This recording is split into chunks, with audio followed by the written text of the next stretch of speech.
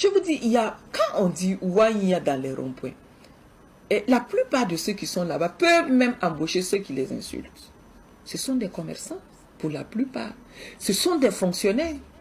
Il y a des enseignants, il y a des infirmiers, il y a des docteurs. Le camarade capitaine Ibrahim Traoré, lorsqu'il est passé à la télé une fois, il a dit quoi? Au front, il y a des gens qui ont laissé leur boulot pour aller au front défendre la patrie. Il y a des gens, malgré leur charge dans le bureau et autres, viennent veiller la nuit pour protéger la nation. Et je dis, la veille citoyenne, c'est partout. Donc, en fait, c'est une façon de diminuer les gens pour enlever en eux cette flamme-là de défendre la patrie ou bien de militer pour la patrie. Mais cela ne nous décourage en rien. Nous savons que nous ne sommes pas à ces choses-là près et nous ne serons jamais à ces choses-là près. Ceux qui sont dans les ronds-points, ils ne sont pas à ces choses près. Ce ne sont pas des chômeurs. Ils ne sont pas du tout des chômeurs. C'est des gens qui ont une activité. Et c'est des gens même qui souvent, aujourd'hui, ont des problèmes dans leurs services, ont des problèmes même dans leurs activités, parce que, vu leurs convictions, on refuse à certains même les marchés, on refuse, et certains fonctionnaires même ont des problèmes, parce qu'ils se sont affichés à visage découvert. Donc, il faut plutôt venir vers encourager ces personnes-là, que de vouloir les ridiculiser en quelque sorte, excusez-moi, mais c'est vouloir les ridiculiser. C'est ça, je dis, ils ne sont pas des enfants. Vous voyez des vieilles personnes là-bas. Et des vieilles personnes, quelqu'un qui a 60 ans, 50 ans, 40 ans, ces 4 ans, il a vécu? Non. Est-ce qu'il a des enfants? Il a une famille. C'est qu'il se débrouille pour nourrir sa famille. Maintenant, bon, venir, tous ces clichés-là, je pense qu'on a dépassé ce stade, quoi, ce niveau. Lorsqu'on te traite de quelqu'un qui n'a rien et qui est dans les ronds-points, rien que pour avoir à manger, c'est frustrant. Lorsqu'on te dit, par exemple, tu es un analphabète, tu ne sais pas parler. Lorsqu'on sort ces mots-là, c'est frustrant. Et aussi, il faut reconnaître qu'il y a des égards de langage à notre niveau. Il faut être honnête, il faut être humble, il faut reconnaître cela. Mais je pense que tout ça, c'est le zèle pour la patrie qui pousse certains à aller au-delà des limites. Mais je crois qu'avec les recadrages qui sont en train d'être faits, les choses vont aller très bien.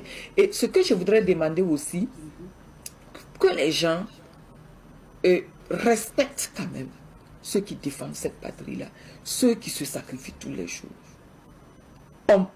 Être analphabète ne veut pas dire être bête. Et se tromper de temps en temps ne veut pas dire que tu ne sais pas ce que tu fais. Oui, au sein de nous, même ceux qui souvent font des erreurs, il y a un recadrage à l'intérieur. Mais l'être humain est ce qu'il est. Mais je pense que petit à petit, il y aura un changement. Mais que les gens aussi, souvent, jouent bas la terre avec nous, parce que ce n'est pas facile. Ça, c'est ce que les gens voient. Ce sont les réactions que vous voyez des Wagnia parce qu'ils sont sur la toile, parce qu'ils font des vidéos. Mais on ne peut pas... les gens ne voient pas ce que les gens sont en train de faire en bas. Certaines personnes, même dans leurs écrits, ce sont des pics.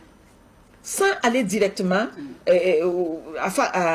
comme ça, sans prononcer et passer par des styles, parce qu'ils se disent qu'ils sont illettrés, ils savent comment faire. Ils passent par des styles pour toucher les Wagnia.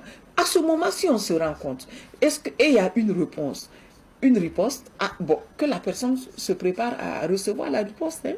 Mais je pense, comme je l'ai dit, les égards de langage, les comportements que vous voyez, petit à petit, nous sommes en train de prendre conscience.